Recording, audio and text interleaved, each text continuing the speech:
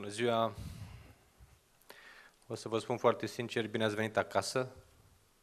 Sper că bucuria de a vă revedea țara nu este umbrită de supărările pe care poate le aveți din discuțiile pe care le-ați purtat, poate cu rude, cunoscuți, familii,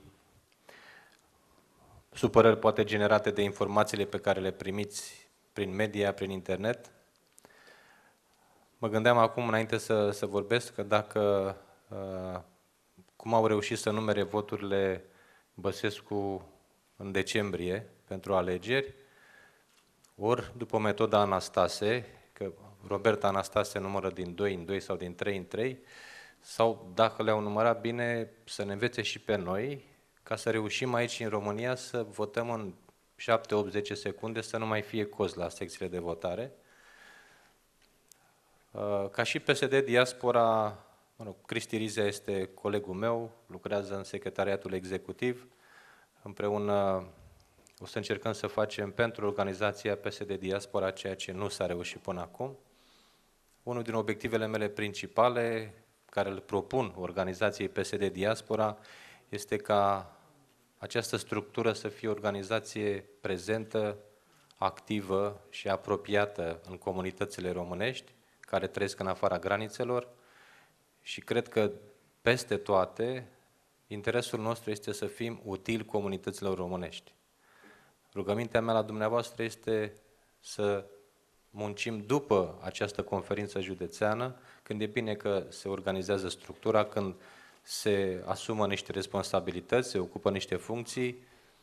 Faza următoare trebuie să fie organizarea unor structuri la nivelul fiecărei comunități de români. Și dumneavoastră trebuie să fiți conștienți, la fel ca și noi, că orice vot care este dat, oferit de către un român care trăiește în afara țării, afectează milioane de români care trăiesc aici în țară.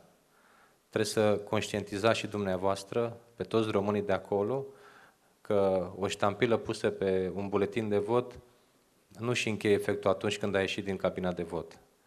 Uitați-vă ce efecte au avut voturile din diaspora asupra milioane de români, asupra milioane de pensionari care acum nu știu dacă poate să treacă această iarnă, asupra milioanelor de tineri români care din ce în ce mai mult se gândesc să plece din țară ca singura perspectivă și singura alternativă, pentru milioanele de copii care învață în această iarnă cea mai mare parte din ei în frig.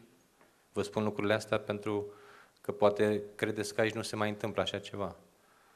În vară, guvernul Boc a tăiat un sfert din fondurile administrațiilor locale și acum cea mai mare parte din primari nu știu dacă au bani să cumpere lemne pentru școli unde să învețe copiii noștri. Gândiți-vă la milioanele de, poate 1,5 milion de suferinzi care în fiecare lună trebuie să-și cumpere medicamente și care nu mai pot să facă lucrul ăsta acum și care se gândesc că poate peste o săptămână sau peste o lună mor.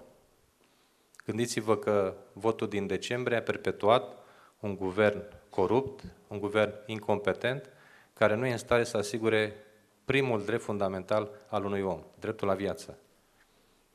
Trebuie să ne gândim de asemenea ce putem face noi pentru românii care trăiesc afară, cum ne putem implica noi într-o relație strânsă cu toate partidele socialiste din țările unde trăiți dumneavoastră și munciți dumneavoastră, pentru că avem relații strânse cu toate partidele de stânga și acolo unde au responsabilități, unde ocupă funcții în administrația locală, administrația regională sau chiar administrația centrală, putem face demersuri serioase pentru ca interesele românilor, pentru ca drepturile românilor, dreptul la muncă în primul rând, să fie respectate.